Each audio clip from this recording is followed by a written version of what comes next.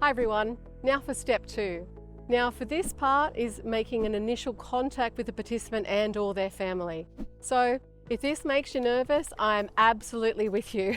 This can be really terrifying all the time. There's never a time that I don't think to myself, oh, what if I don't know what to say? What if I don't have the answers that they're seeking? What if I'm just failing at all of those things and feel really uncomfortable and inadequate? Well, if you feel like that, it's totally normal. But let me help you simplify the process so we can step through it together. So firstly, you usually would make a phone call. You set up a time where it's convenient for them. Send them a text, make sure that it's a time that suits, and make sure that you're gentle and approachable on the phone.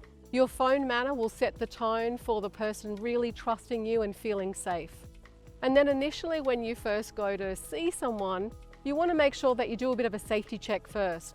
So this could be done during that initial phone call. Check who else is in the house, is there any dangerous dogs or anything like that. Make sure when you make that first face-to-face visit, you're aware where you park your car and just go through some basic safety procedures. Now remember, when you first meet a participant and their family, it's not about having the answers. Try and avoid feeling that thing in your gut where you've got to come up with solutions. This second step is about building your relationship. The relationship and rapport is so important for how your support is going to look moving forward. So just remember, don't try and find solutions, listen, be approachable, and use all of your skills to build positive rapport and empathy with the participant and their family.